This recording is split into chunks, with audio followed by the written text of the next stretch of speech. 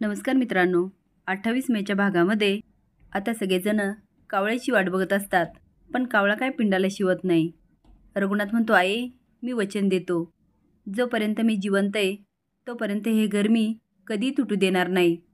आणि लाली कशी पण असू दे, पण लाली आणि बंधूला मी कधीच अंतर देणार नाही. पण तरी पण कावळा काही शिवत नाही. आता बंधू जातो आणि बंधू पण बोलतो. कावळा खाली येतो पण घास काय उचलत नाही. पण पिंडाजवळ मात्र कावळा बसून असतो. लाली पुढे येते आणि म्हणते, आहे मला माहिती आहे तुझा जीव माझ्यात अडकला ना, पण ह्या घराची तू अजिबात काळजी करू नको. ह्या घरातील सगळे व्यवहार मी हातात घेईल आणि मी बघेल. आता तर तो कावळा उडून जातो, पण त्याच्यासोबत झाडावरील सगळेच कावळे उडतात. त्यामुळे लालीला खूप लाज वाटते आणि ती मागे जाते. एकजण म्हणतो, दादा दाजीला काहीतरी वचन हवं आहे. सगळे वाट बघत असतात.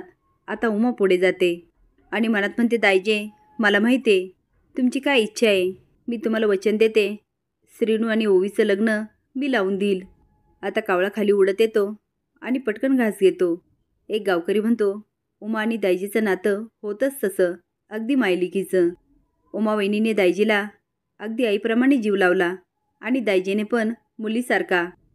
तो आता उमा आणि दायजीचं भरभरून कौतुक करतो. ह्यामुळे लालीला लाज पण वाटते आणि उमाचा राग येतो. ती मंजूला हळूच म्हणते, बघितलं परत पुटपुटली. त्या संध्याचं कार्य चालू असताना ही अशीच पुटपुटली. कावळाला आणि लगेच पिंडाला शिवला आणि तेव्हापासनं ती संध्याची पोर घरात आली. आता ही काय पुटपुटली काय माहिती, ज्याने लगेच कावळा शिवला. पण बंधू आणि रघुनाथला उमाचं खूप कौतुक वाटतं. आता आवर चाललेली असते. बंधू म्हणतो, वहिनी तुम्ही राहू द्या, सकाळपासून काम करतायत. ती म्हणती, बंधू भाऊजी त्यात काय एवढं. बंधू म्हणतो, त्यात काय एवढं म्हणजे बाकीच्यांनी पण काम करायचं. त्याच्या बोलण्याने श्रीनू आणि कांताला खूप लाज वाटते. उमा म्हणते, बंधू भाऊजी नको ना, लालिताई ऐकतील आणि घरामध्ये पुन्हा गोंधळ सुरू होईल. रघुनाथ म्हणतो, बरं झालं आईचं कार्य व्यवस्थित पार पडलं. कांता म्हणतो, हे सगळं झालं उमा वहिनीमुळे. उमा वहिनीने दायजीचं समाधान केलं आणि कावळा लगेच शिवला. खरंच उमा वहिनीने दायजीला अगदी मुलीसारखा जीव लावला. आता तो दायजी आणि उमाबद्दल भरभरून बोलतो. तेव्हा रघुनाथ आणि बंधूच्या लक्षात येतं की उमाने काहीतरी वचन दिलं. रघुनाथ म्हणतो, उमा तेच विचारायचं राहून गेलं, तुम्ही आईला काय वचन दिलं. उमाला काय बोलवते कळत नाही. बंधू म्हणतो, वहिनी तुम्ही जर सांगितलं तर ह्यावर चर्चा होईल आणि मार्ग काढता येईल. रघुनाथ म्हणतो, बोला उमा काय वचन दिलं. उमा म्हणते, असं वाटलंच नव्हतं दायजे एवढ्या पटकन जातील. त्या रात्री मी नेहमीप्रमाणे दायजेला औषध देण्यासाठी गेले, तेव्हा दायजेने मला एक वचन दिलं. त्या दिवशी नाही का दायजेने ललिताईला सजा देण्याच्या नावाखाली श्रीनूला चापकाने मारायला सांगितलं. पण ती सजा नव्हती, ती परीक्षा होती. रघुनाथ म्हणतो, परीक्षा अशी कशी परीक्षा. बंधू म्हणतो, आणि आई का परीक्षा घेत होती. उमा म्हणते, त्याला श्रीनू आणि ओवीच्या प्रेमाची परीक्षा घ्यायची होती आणि त्या परीक्षेमध्ये हे दोघं पण पास झाले आणि मला हे दायजीने बोलून दाखवलं आणि मला वचन दिलं ओवी आणि श्रीनूचंच लग्न होणार आणि दुसऱ्या दिवशी सकाळी त्या सगळ्यांसमोर जाहीर पण करणार होत्या. पण असं कधी वाटलंच नाही की दायजे त्या दिवशी जातील. रघुनाथला म्हणते, मी तुम्हाला सांगण्याचा खूप प्रयत्न केला पण माझी हिंमतच झाली नाही. त्यात दायजेचं झाल्यामुळे मी विसरून गेले.